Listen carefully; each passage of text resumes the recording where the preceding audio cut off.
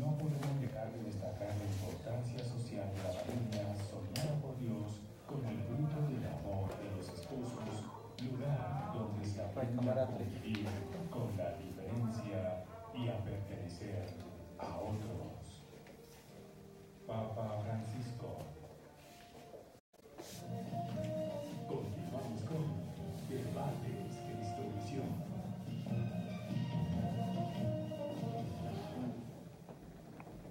Bien, continuamos. Nos preguntan en las redes que dónde están los del Centro Democrático. Se invitaron, doy los nombres, no llegaron. Son Samuel Hoyos, candidato a la Cámara, y el general Leonardo Barrero Gordillo, candidato al Senado. Invitados estuvieron, no aparecieron. Bien, tenemos pregunta de la gente, de la calle, aunque este es especializado, para que vean. Es el rector de la Universidad El Rosario. Escuchen, candidatos, ¿a su jefe? ¿Sí? ¿Qué materia es la que da? No, él es el rector en este momento, digo, mi jefe porque soy rosalista. No es. Uno desde que hasta que se muera será Pues. Es un super rector. Muy bien. Esta es la pregunta del rector del Rosario.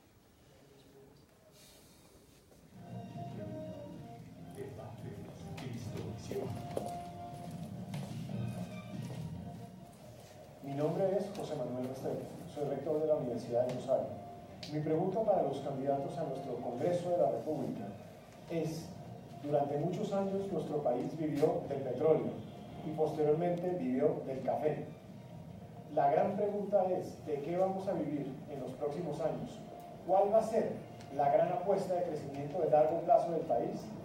¿Y qué van a proponer ustedes desde el Legislativo para que Colombia se apueste formalmente en esa dirección? ¿Qué proponen desde el Legislativo para enfrentar la informalidad en Colombia? La informalidad empresarial, la informalidad laboral, la informalidad en lo fiscal. ¿Qué se puede hacer desde el Congreso de la República para que el país supere la informalidad, sea más productivo y más competitivo? Bueno. Debate Cristovisión. Ahí fueron dos en uno. Sí, no, pero resumamos. Resumen ejecutivo, como dicen en una emisora. Petróleo, café y empleo informal. Concentrémonos ahí, doctora Clara Roca. Bueno, yo creo que los tiempos cambian y sin duda, pues si en una época nuestra economía salió adelante con el café y posteriormente se consolidó con el petróleo, pues sin duda llegan nuevos productos y nuevas posibilidades. Lo importante es crearlas para que efectivamente nuestra economía pueda salir adelante. Y lo hago con la segunda pregunta, que es la siguiente, porque es desde el legislativo. Yo, como congresista de Bogotá, en esta campaña volví a recorrer todas las localidades de Bogotá. Y el gran problema que he encontrado es el que mencionan, que es el de los vendedores ambulantes, la economía informal, la situación de prostitución. Y el gran compromiso que han tenido con ellos es generar un proyecto legislativo para, con recursos del presupuesto nacional y del distrito, generar programas de reubicación, que igual yo también fui poniendo el Código Penal y hoy se sanciona el uso del espacio, el Código de Policía, del espacio público. Entonces, pues no tiene sentido que las personas que viven del diario, de su propio, del rebusque, como sabemos todos los colombianos, pues fuera de eso nos van a penalizar como muchachos de cada día. Yo creo que se requiere un compromiso con un proyecto de ley que yo espero contar con el apoyo técnico del rector de la Universidad de Rosario, yo también soy rosalista, para generar un gran recurso y buscar los recursos tanto del presupuesto nacional, repito, como del distrito, para generar planes de ubicación. En Bogotá podrán ser que más de 2 millones, 3 millones, 5 millones de personas en informalidad. Realmente es un número amplísimo, justamente porque nadie ni siquiera se registra para ser contribuyente, no paga los impuestos, no forma parte de la seguridad social. Y yo creo que eso es a la última o a la primera lo que va a romper las grandes brechas, porque no puede ser que nosotros sigamos con dos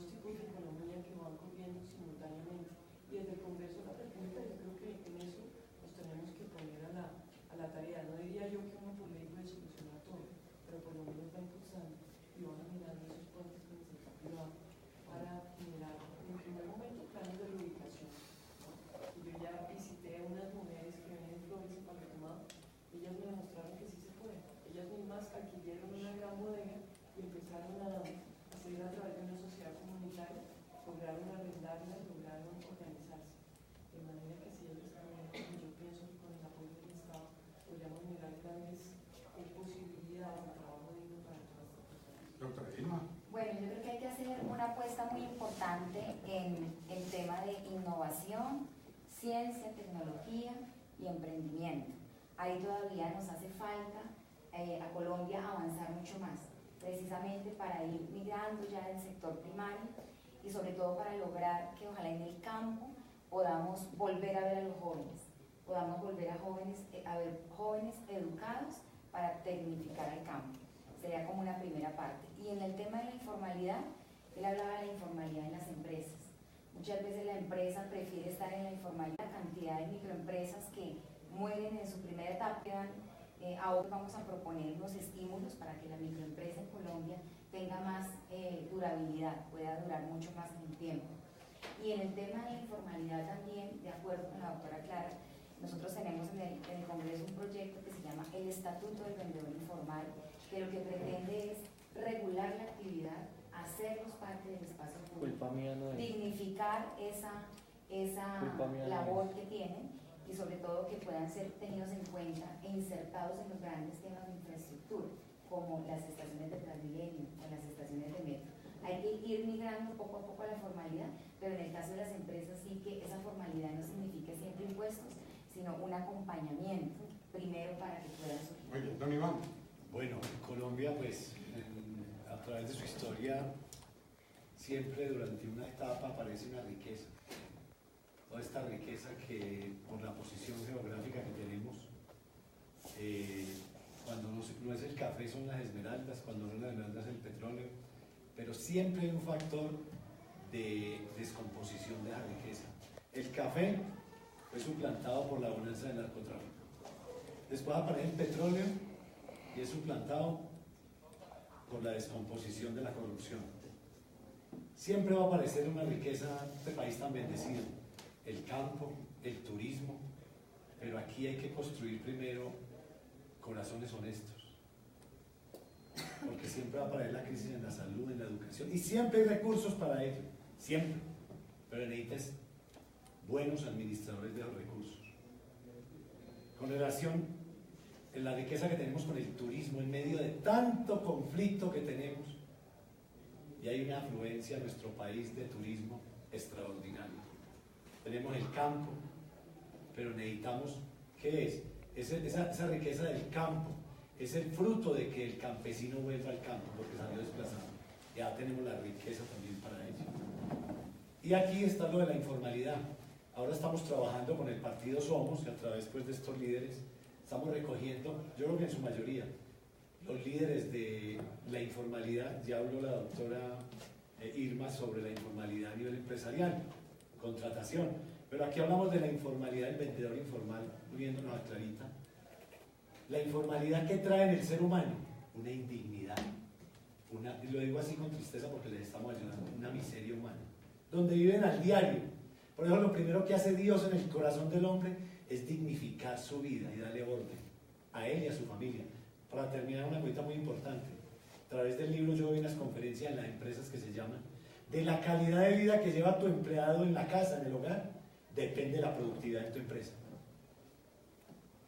Entonces, yo creo que el proceso de paz es parte esencial que nos va a permitir, poniéndolo en los dos campos, en la parte del petróleo, lo asimilamos a la industria, y la parte del café a la agricultura, al campo.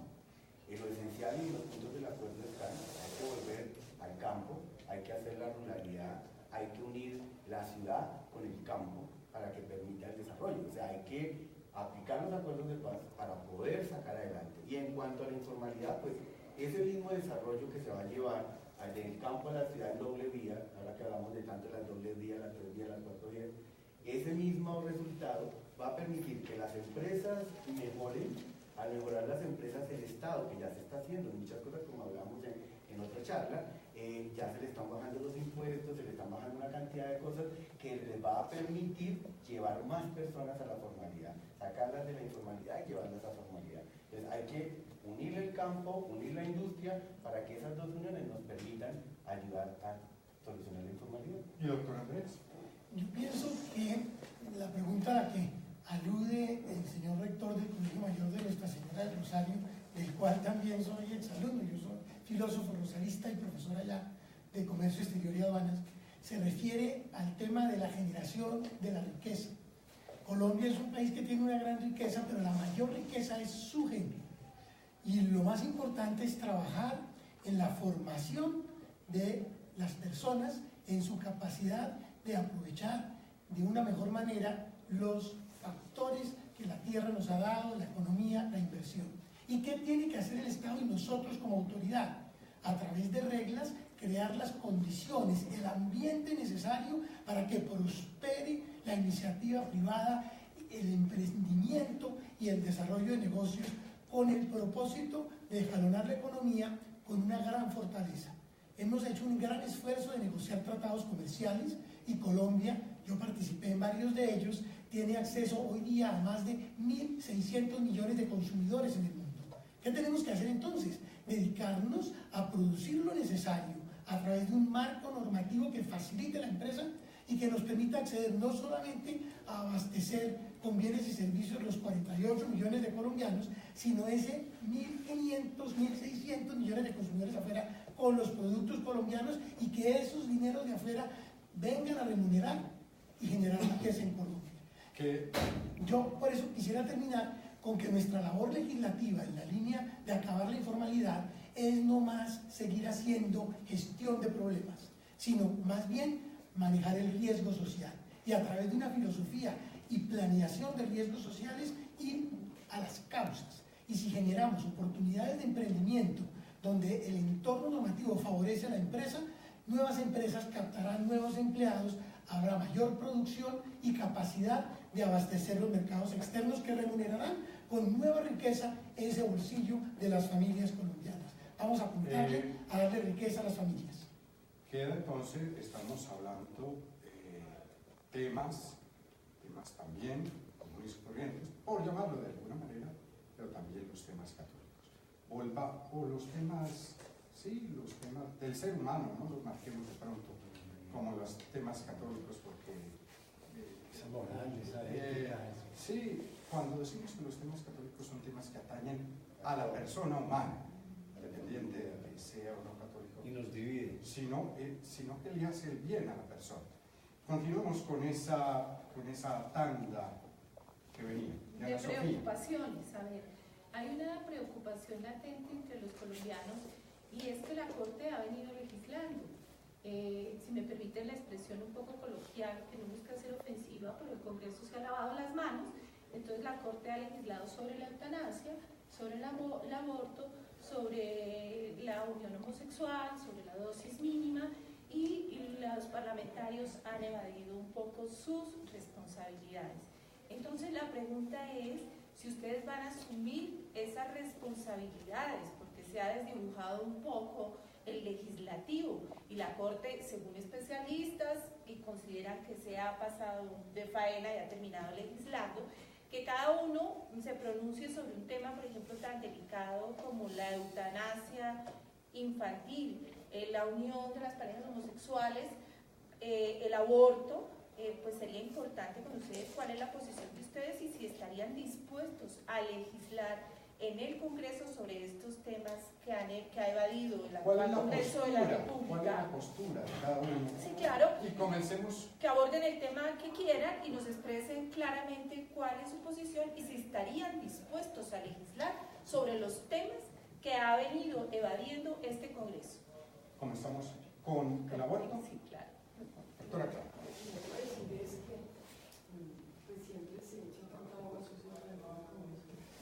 Pero realmente nosotros hemos tenido una agenda legislativa súper intensa, ¿sí? Para el proceso de paz más de 90 reformas pasamos. Simplemente decirles a ustedes, porque a veces también lo que a veces me da coraje es ver que los ciudadanos no ven el trabajo que hacemos. Y entonces, por algunos casos específicos, como que no reconocen. Nosotros sacamos 90 actos, en general, tanto actos legislativos como reformas estatutarias para la implementación de la paz, que eso se ocupó casi el 80% de la agenda legislativa. Adicionalmente asumimos proyectos de iniciativa parlamentaria de todos los congresistas, por lo menos en la comisión primera, la cual yo formo parte. Nosotros tenemos una agenda súper cargada, hicimos la reforma del Código Penal. Pero temas de vida y de familia. No, Sí. simplemente para decir que no estuvimos juiciosos, pues simplemente abordamos los temas que nos llegan, pero nos llegó un tema súper delicado, que era el tema del que nos propusieron un referendo discriminatorio, ¿sí? Básicamente porque que las personas, ya había una sentencia de la Corte en que permitía la adopción para las personas solteras como a parejas del mismo sexo. Entonces, como yo soy abogada, a mí me han enseñado que cuando la sentencia da un fallo, la Corte pues hay que acatar. Así Número dos, nos llegó el tema del referendo, que nuestra manera de ver como liberales, que somos en mi caso, Partido Liberal, pues era discriminatorio, porque por encima de todo nosotros también tenemos una convicción laica que está expresada en la Constitución y nos corresponde defender los derechos de todos los ciudadanos por igual, ¿sí? No podemos discriminar. Entonces, someter un referéndum cuando en la Corte se había pronunciado, la vía legal era pedir una rectificación de la sentencia, si era lo que quisiera, o una aclaración, o otro mecanismo legal, pero igual, en ese momento llegó a la Comisión Primera, después de que ya había hecho tránsito en el Senado, creo que iba en el tercer debate, y nosotros en Bancada Liberal no estuvimos de acuerdo con convocar ese referéndum porque nos parecía que ya la Corte lo había considerado con el argumento de que era discriminatorio. Nosotros no podemos discriminar a personas solteras. El tema aborto, entonces, sí. Vamos un momentico por partes. Ya nos dijo escojan el tema que quieran, entonces yo simplemente para contarles cómo he asumido una actitud y una votación frente a pues, que yo formo parte del Partido Liberal. Y eso hizo que este referéndum no fuera aprobado. En los demás temas, es cierto que no nos ha llegado ni el proyecto de ley en el tema de eutanasia ni de aborto. ¿Y cuál era el otro tema? No, que no se ha legislado y por eso la Corte Constitucional se ha tomado atribuciones que no le corresponden. Igual pasa con el tema de la prostitución, que es un proyecto en que yo asumí el derecho de las mujeres y sé que está trabajando en eso, pero como católicos queremos saber su posición concreta. Por ejemplo, la eutanasia para los niños, la que en este momento está, ¿usted estaría dispuesta a legislar en qué sentido sobre ese tema? Estaría dispuesta a que se apruebe la eutanasia. Pues me parece que es que la vida va ligada al concepto de la dignidad. Yo he visto realmente situaciones muy dolorosas y a mí honestamente me conduele que si todos los seres humanos mayores de edad tienen derecho a una muerte general, si se pudiera dar, ¿por qué vamos a poder privar a los niños de esa posibilidad? Yo recuerdo un caso en Chile de una menor de edad que le pidió a la presidenta Bachelet que la dejara morir porque su situación era totalmente marginal. Entonces yo me pregunto, ¿será que nosotros vamos a pasar por encima de esa situación humana? En mi caso particular estaría dispuesta a darle los derechos a los niños si hubiera unos protocolos, si hubiera estado, o hay que reglamentarlo. De acuerdo entonces con lo que decidió la Corte. Estoy de acuerdo con eso. Igualmente también estoy de acuerdo con el tema de la sentencia de la Corte para las 3 excepciones en el caso de aborto, que es básicamente la violación, el caso cuando peligra la vida de la mujer, y el caso también cuando creo que es el tema de la malformación cuando miente. Yo entiendo que hay un tema ético muy fuerte, pero yo les voy a decir, yo por ejemplo tuve mi hijo en la sede contra el delito de Madrid y asumí el tema de no tener que vivirme a abocar al aborto. Con mi propio comportamiento estoy demostrando una actitud. ¿Sí? También reconozco que hay otras personas que quizá en situaciones muy difíciles que ya la Corte reconoció, pues tienen necesidad de hacerlo. No estoy de acuerdo en más situaciones porque me parece que hay que defender la vida por encima de la oportunidad, pero también hay cosas difíciles. Y yo en eso también hago un llamado a la Iglesia. Y yo creo que también a veces por eso la Iglesia como que no va acorde a los temas de los tiempos. Fíjense, no hay una mujer en las escalas a nivel de sacerdotes. Algunas tantas mujeres que incluso nosotros conocemos, doctoras en teología. ¿Cuál es el espacio de la mujer? ¿Le gusta el sacerdocio femenino? Sí, interesante. Por supuesto. Interesante. igual matrimonio para los padres, ¿por qué no? Otras iglesias lo quieren, la iglesia protestante. ¿Y por qué no? Ha sido un tema de las mayores críticas, el tema de la pederastía con los niños, al cual no se sigue tapada, y la iglesia en Colombia, y esa es la voz. No, pero el Papa acaba de crear una comisión, está tratando el tema de frente. Entonces yo lo que digo es, oiga, necesitamos una iglesia que evolucione con los tiempos, y yo creo que eso es importante cambiar. Doctora Vilma, ¿qué temas Sí, dejémoslo con la libertad de elegir, y le agradezco mucho a la doctora Clara, digamos, la transparencia, porque queremos que nos hablen desde adentro. Sí, yo votaría sí, votaría a favor de la eutanasia, estoy de acuerdo del aborto en los 3 casos de la Constitución, que lo hizo la Corte Constitucional, porque se trata de hablarle con claridad al cristovidente y darle criterio para que tenga el discernimiento de elegir por quién votar. Bueno, en estos casos, en estos temas siempre lo que se ve es como una confrontación de derechos. Cuando el legislador se pone a estudiar estos temas, empiezan a pesar los derechos. Tenemos sí una restricción, cuando la Corte se pronuncia, pues ya el legislador no tiene más opción que acogerse a ello, porque es la Corte Constitucional precisamente.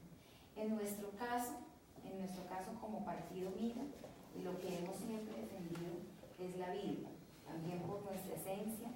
Creemos que la vida debe llevarse hasta el último momento en las mejores condiciones posibles, y por eso en estos debates siempre hemos pretendido que los derechos que primen sean los derechos de los niños, por ejemplo. En el caso de la eutanasia, nosotros no estamos de acuerdo. Usted no estamos de acuerdo con el tema del aborto tampoco. Ni ninguna de las 3. Con la adopción, por ejemplo, en el caso de parejas del mismo sexo, no estamos de acuerdo, pero sí haciendo una salvedad. Nosotros fuimos los autores de la ley antidiscriminación, que es una ley que penaliza todo acto de discriminación por cualquier motivo, por raza, por sexo, por género, por religión. Entonces es como una protección de derechos fundamentales, pero ya por nuestra misma esencia y creencia no estamos de acuerdo. Y éticamente, ahora lo decía el candidato, no podemos separar nuestro pensamiento, nuestro sentimiento, lo que nosotros somos y creemos al momento de votar. Pero también cuando hay este tipo de pronunciamientos de la Corte, pues nos acogemos a ellos, porque es de esa forma. Cuando llegue el momento de legislar, cuando dependa de nosotros, ahí estará la votación de acuerdo a nuestro sentido. Bueno, con todo el respeto y la admiración que le tengo a la doctora Clara por sacar esa luz en medio de la oscuridad de Manuel, darle vida a esa luz en medio de tanta oscuridad por la tragedia del secuestro. Pero yo soy testigo de lo que es el desahucio humano. Él me desahuciaron, por mí no daban un peso los médicos. Y yo dije, ¿cómo voy a negarle la oportunidad a un niño si yo tan viejo ya, cuando me desahuciaron, me dieron la oportunidad de construir esta carne, ahora un niño? Yo soy un hombre pues que tiene una experiencia de fe y de vida, entonces yo no creo que la pobreza se acabe matando a los pobres.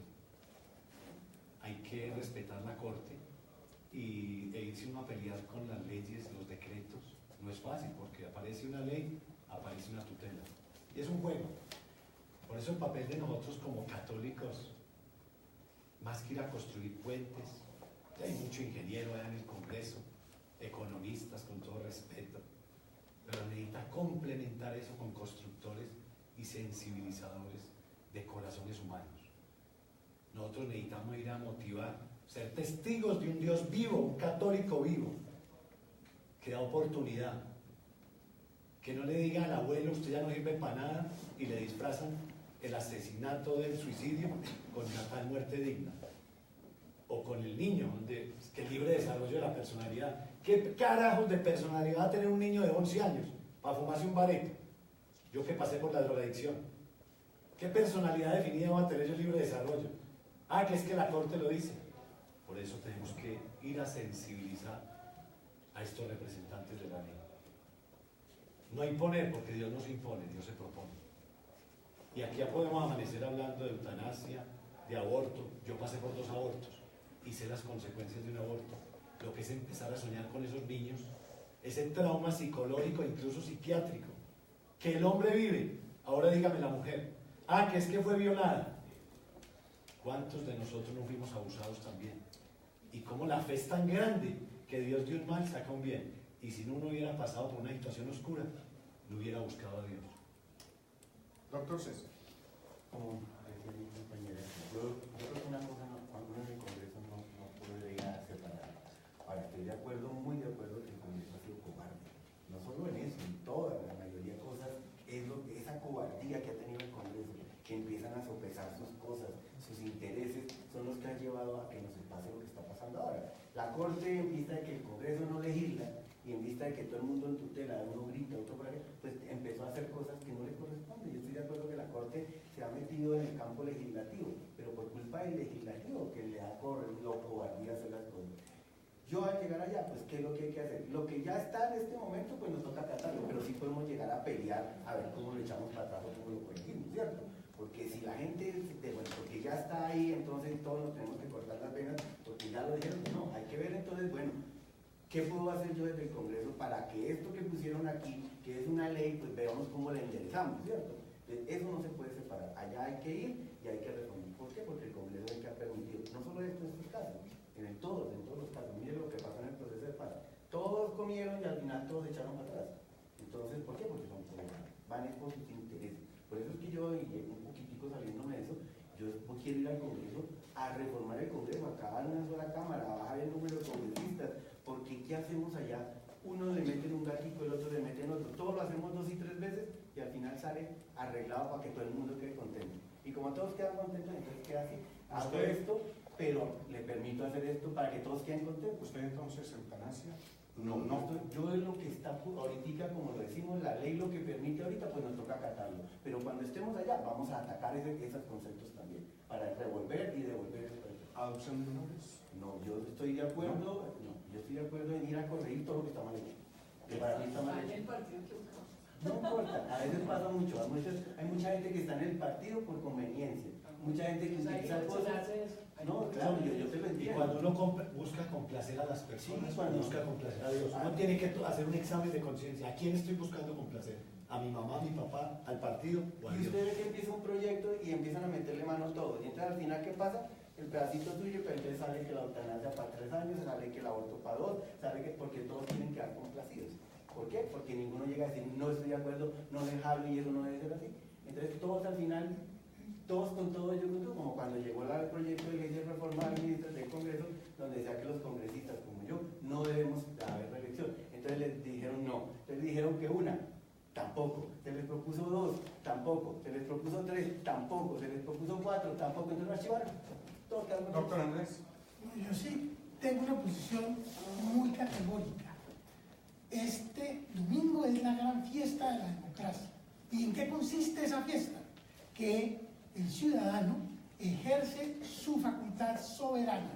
La Constitución nos enseña que la soberanía reside en el pueblo y se ejerce por él directamente cuando vota y a través de sus representantes en los términos que esa Constitución señala, qué autoridades, cómo se organiza la vida. Nosotros somos estadistas y hemos visto, como lo ha señalado precisamente nuestra periodista Ana Sofía Giraldo, que el Estado se ha desordenado. Las ramas del poder público se han desordenado y tenemos que ir al Congreso a ponerle orden, porque precisamente eso es la paz, la tranquilidad en el orden. ¿Cómo hay que ponerle orden? La Corte son jueces, tienen que aplicar la ley, no crearla.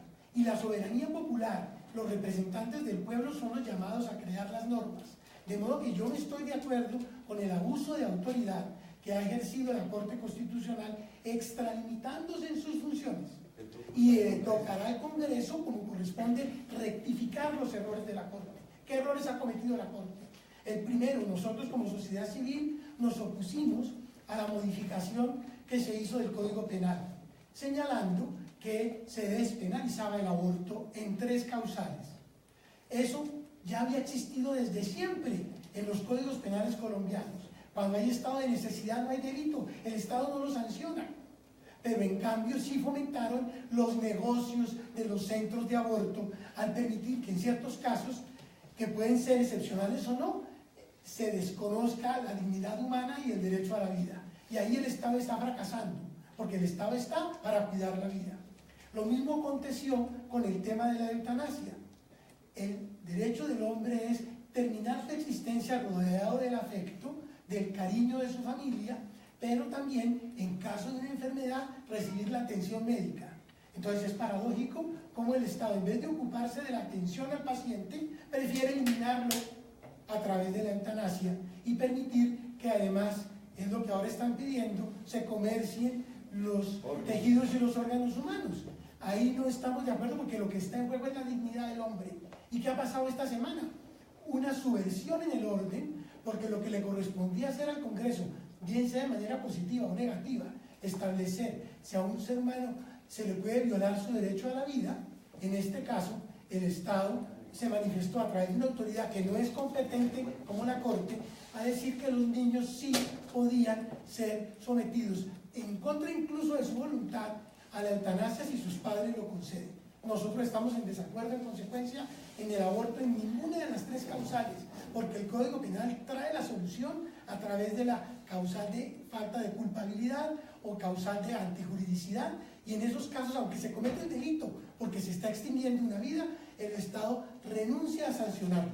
Lo mismo respecto de la eutanasia. Hemos presentado el día de ayer, conjuntamente con el candidato presidencial Alejandro Ordóñez, una petición al ministro de Salud, que se hagan audiencias públicas en todo Colombia para debatir cómo es que la Corte, dos magistrados de una sala de revisión, nos imponen a 48 millones de colombianos la eutanasia de los niños. Pues que eso se discuta en el Congreso y además se discuta en foros, porque el derecho administrativo prevé audiencias públicas antes de dictar actos administrativos.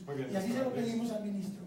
Y en cuanto al tema de la adopción, finalmente, porque no quiero dejarlo en salmuera, es necesario recordar que el niño necesita de un padre y de una madre. Eso es lo necesario. El Estado no puede, en consecuencia, en casos de adopción, proporcionarle al niño que perdió de alguna manera a su padre o su madre algo distinto de lo que ha perdido.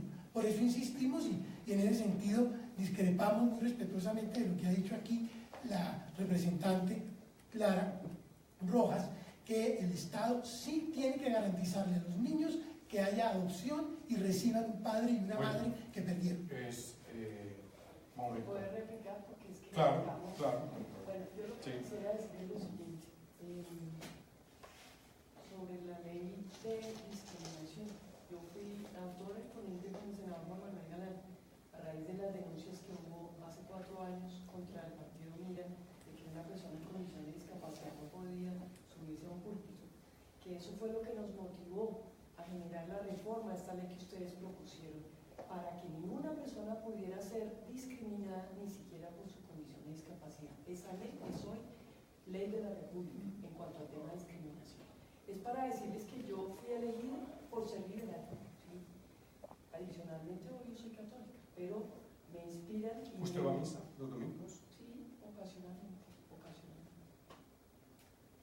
Y me siento como que me estuviera cuestionando mi religión con esta pregunta. Me gustaría preguntarles a todos ustedes si han perdonado. Porque es que si nos vamos a preguntar todos, yo les diría que yo sí perdoné y lo he demostrado con creces a nivel de paz. Entonces, ¿cómo estamos viviendo nuestra fe? Número uno, a cada uno de ustedes, pues yo obviamente respetable porque tenemos posiciones diferentes. Entonces, yo comparto plenamente lo que usted señala de que los niños necesitan papá y mamá, lo respeto plenamente. Pero la realidad en Colombia es que, óigase bien, 25 millones de mujeres en Colombia, somos madre y cabeza de hogar, porque hombres nos dejaron en la responsabilidad de asumirlo. Entonces, ¿qué pasa? Pues que hay que salir adelante y hay personas en situación soltería que muchas veces han asumido la adopción y se han ayudado para sacar sus hijos adelante o con otro modelo paterno, ¿sí? Entonces, cuando los niños reciben el cariño de dos personas del mismo sexo, yo no tengo nada que ver pero lo respeto, ¿sí?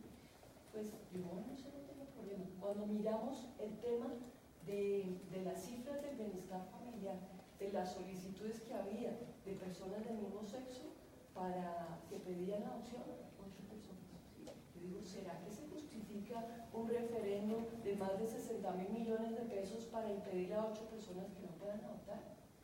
Entonces, en un país que tiene tantos recursos y, con todo el respeto, una senadora ilustre de nuestro partido que tocó irse, estaba en otro partido, justamente por esto que estamos hablando, simplemente para decir que está en el partido de Quisiera señalar un tema. por eso, porque a todos nos dijeron que teníamos que firmar un... Y eso es una dictadura, se va en contra del libre examen que hace parte de los estatutos de ese partido. Pero el Partido Liberal tiene sus estatutos, el derecho al libre examen, y yo sí reivindico el derecho de la doctora Vivian Morales a permanecer en su partido y mantener bajo el libre examen. Por eso yo sí censuro que se haya querido imponer en el seno del Partido Liberal una ideología en particular. Pero yo quisiera en este punto, y es el punto que nos une como cristianos, buscar la solución respecto de los niños. Pero estamos tocando muchos temas valiosos y tenemos que buscar puntos en común. Yo creo que la doctora Clara ha tocado un tema bien importante y yo quisiera contestarle con un trabajo de 20 años con víctimas, que el perdón es una gracia individual que viene de Dios y que es con uno mismo. Yo he tenido el privilegio de conocer seres extraordinarios que han perdonado, como Pastora Mira, como María Cecilia Mosquera, como Clara, como tu mamá. Pero estamos en un camino muy ancho donde cabemos todos, porque es que el perdón no se le puede exigir a los demás, porque hay personas que lo han podido lograr porque han recibido esa gracia, incluso sin la necesidad de que les pidan perdón, y eso es admirable. Pero inducir a creer, y no me refiero a la doctora Clara, sino a un problema social que hemos analizado y político. Inducir a creer a las víctimas que perdonar implica renuncia de derechos a la verdad, a la justicia y a la reparación no es cierto. Muchas de las víctimas han sanado, han perdonado, caminan libres, ligeras de equipaje, pero eso no les impide, por ejemplo, en un día tan importante como hoy, el de la mujer, que si han sido violadas, que si son madres de cabeza de familias solitarias, si les han arrebatado a sus hijos de sus hogares, a reclamar esos derechos y a reclamar justicia. Entonces, no es cierto que las víctimas no puedan reclamar. De hecho, nosotros, con el mismo senador Juan Manuel Galán, ¿sí?, propusimos en la discusión de la Jurisdicción Especial para la Paz una proposición que permitió a las víctimas, en los términos de la Corte Suprema de Justicia, la participación efectiva. Claro, que no existía. No, pero eso fue porque él y yo, él que era el presidente de la Comisión de Seguimiento y yo en Cámara, que logramos eso. ¿Para qué? Para que las víctimas no tuvieran que irse a Costa Rica o a Washington a que tuvieran justicia. Pero estamos de acuerdo en que las víctimas, todas las que quieran, pueden pedir la justicia. Eso lo hicimos gracias a nuestra proposición. Entonces, yo siento que nosotros le hemos cumplido para garantizar eso. Pero hablemos de lo que nos une, porque hemos hablado de que es necesaria una reconciliación. Entonces, ¿qué vamos a proponer? ¿Qué vamos a proponer? No, porque en un debate es eso, es que nos separa, qué nos une, y cómo podemos construir país y cómo podemos unirnos. Entonces, ¿qué proponemos en materia de reconciliación para aliviar todas esas diferencias y saber que todos los colombianos queremos la paz? Todos los colombianos queremos la reconciliación y en nombre de la tolerancia no podemos descalificar al otro. Entonces, ¿qué podemos proponer para trabajar unidos por la Colombia que necesitamos? Por eso, démosle la palabra a la doctora Irma. Bueno, yo creo que en esa misma línea lo que necesitamos precisamente es el respeto. Ahora que la doctora Clara decía lo que el escándalo que se nos realizó, del cual fuimos víctimas hace 4 años, Colombia sabe que allí hubo una falla en la comunicación, que los medios nos mostraron una parte de la verdad, pero no la otra, y todo fue por el tema religioso. Entonces, el partido que aparentemente se quiso mostrar como si hubiera sido el que discriminó, resulta que fue el autor de esa ley de antidiscriminación en Colombia. Y creo que ahí es importante manejar un tema que hemos logrado ya con la audiencia de muchos partidos, el tema de libertad religiosa. Ahí es donde también vamos a hablar de reconciliación, vamos a hablar de paz, vamos a hablar de perdón, vamos a hablar de respeto. Pero eso debe dejarse siempre como en el marco más alto, la intimidad de ustedes, también su derecho a ejercer su religión y a no ser vulnerado, a no ser criticado y menos ser sometido a un escándalo sin fundamentos. Creo que de esa experiencia ya el país aprendió y prácticamente lo que vivimos fue un delito de odio. Entonces, en el momento en que nosotros estamos hablando de paz, hay que hablar de respeto también por la religión y por los valores que ella implica y que ella inserta en todo el actuar de los seres humanos. Bien, es un momento de una pausa breve, cortica. Ya regresamos aquí en Debates Cristianos.